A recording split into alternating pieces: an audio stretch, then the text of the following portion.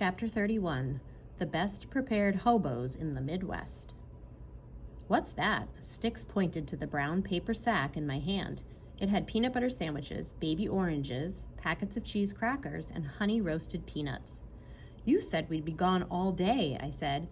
We might get hungry. Besides, we'd had to tell Mom we were going for a picnic lunch after chores. It would have looked odd if we hadn't taken any food. Why? Bobby Jean asked. Didn't you fill that up too? He pointed to the lunchbox in Styx's hand. Styx frowned, but only said, "Good thinking." He pulled a large checkered bandana from his back pocket. I figured we'd forage for snacks, but this will do. He took the sack from me, placed it in the middle of the cloth square, and knotted the corners up in a bundle. Now we need a good stick, he said. We found one at the edge of the woods, about 2 feet long, 1 inch thick, and still green enough to be slightly springy. Styx shoved one end of the stick through the bandana knot, then hiked the pack up over his shoulder like a real old-timey hobo. What are we going to do, hop a train and ride off into the sunset? I joked. I hear the whistle blowing, Styx answered. He handed me the stick and bundle to carry. Styx led us to the train yard, a part of town we didn't know. There wasn't anything you'd call a train station, just a massive interchange of tracks. Sutton, the crossroads to nowhere. We weaved among rows of boxcars, gray, brown, red, orange, and green. Some had words on the sides. Others had letters or numbers. Some were rusty and ancient. Some were shiny and new. Only a few doors stood open. It was strangely easy. There were no guards. A few workers in neon vests ambled around the area.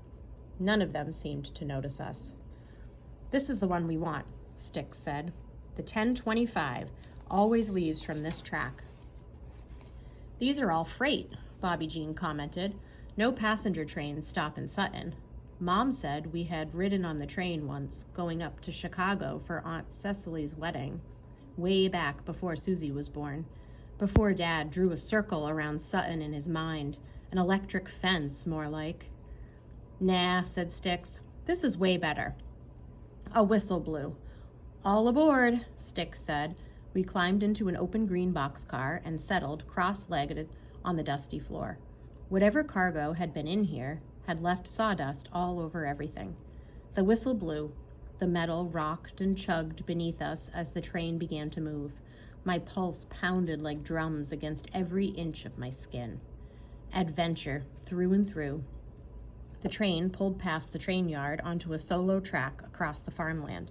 The air stirred and sawdust whirled in tiny tornadoes beneath our knees. How far are we going? Bobby Jean asked. How far do you want? Was Styx's answer. Would we feel a jolt at the moment we crossed the town line out of Sutton? You could break right through an electric fence if you were strong enough to handle the current for a second. I held my breath. As the train sped up, Styx moved to the doorway. He gripped the handlebar and leaned out.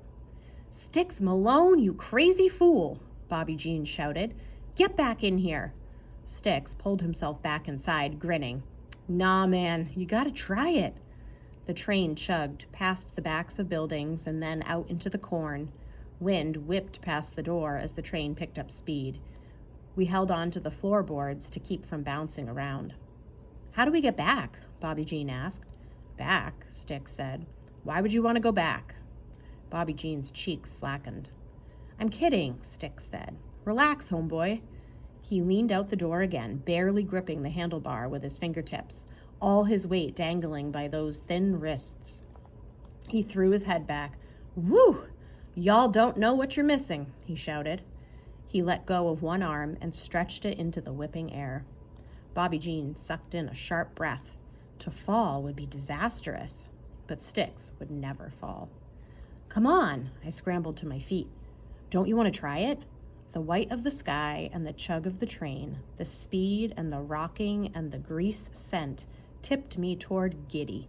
I was close enough to touch Styx's magic. Bobby Jean bit his lip, trying to look braver. We had been inseparable all our lives, but I was starting to see the difference between us. The way Styx challenged the world to a fight It pulled me forward, leaving Bobby Jean behind. It's okay, I told him. We're just having fun. I cuffed him on the shoulder, where he sat with his arms crossed around his knees, watching the landscape. I went to the other side of the door, grabbed the handbar tight, and tossed my body into the wind the way Styx had. It hurt a little. My arms bore the whole weight of me as the metal lurched beneath me, and I had to stretch through my toes to balance. The summer wind turned sharp and icy against my cheeks. I closed my eyes against the blur of clouds and treetops. My shirt billowed and pulled like a sail. I drifted, free from all thoughts beyond don't let go. The air wanted me.